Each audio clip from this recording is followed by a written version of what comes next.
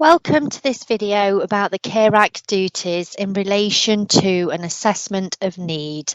Please note that we have other videos about this topic on the Sky website, alongside other resources and a handout with key messages and reflective questions to support embedding this learning.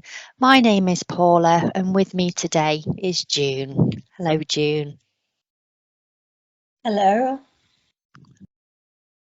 So what is the duty in relation to an assessment of need? So the duty is to assess an individual's needs for care and support for an adult or unpaid carer to enable them to achieve the outcomes which are important to them in day-to-day life. We will also complete a transitions assessment under the Care Act for a young person who is under the age of 18 who is likely to have the need for care and support after turning 18. So when you hear about the duty, June, to assess an individual's needs for care and support, what does this mean to you? Well, it means that it is an important part of the process, and that the professional coming to talk to me is aware of me as an individual. Just as an added note, I myself am not particularly keen on the term need. So I know that it is a formal way of doing the assessment. It's how it's described, and so you have a duty to assess those needs, as you call them. For me, the word needs is rooted in a negative concept of who I am, because it highlights, if you like, my vulnerability. I think the term needs is about vulnerability. So I understand that you have to use those terms, that term.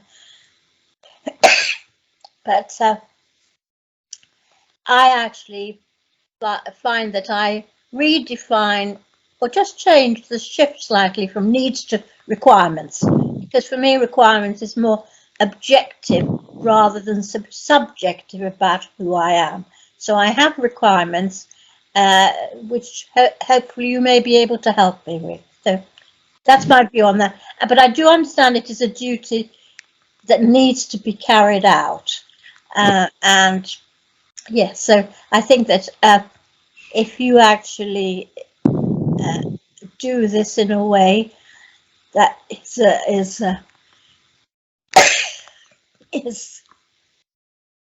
involves me, I think it'll be the best way to proceed.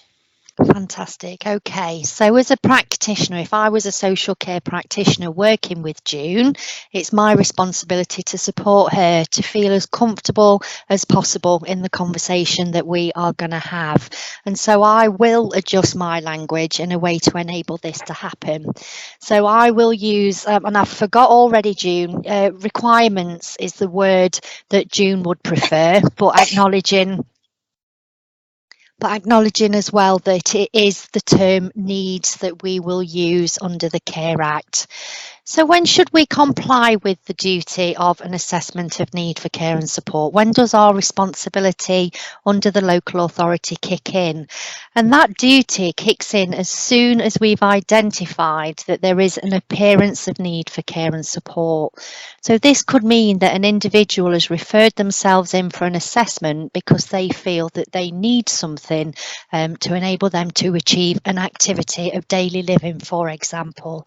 So just to give an example to this, it might be that somebody is rang in saying that they need Meals on Wheels. And it is possible for us to assume that the individual is requesting Meals on Wheels because they've got reduced mobility or they're unable to follow a necessary sequence for food preparation.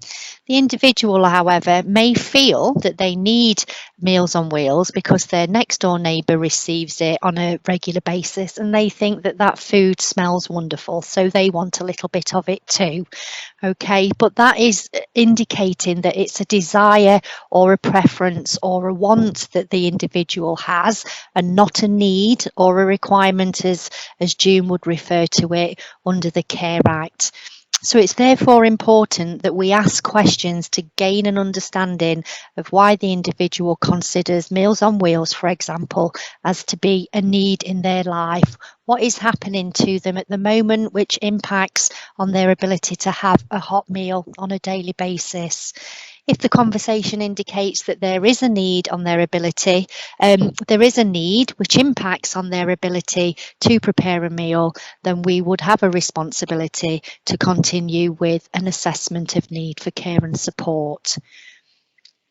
An assessment can be paused to enable exploration of other pathways which may remove the need or reduce the need and the impact that it's having on the individual. So, for example, we might pause an assessment of need for care and support to enable an individual to engage in a pathway of physiotherapy, for example.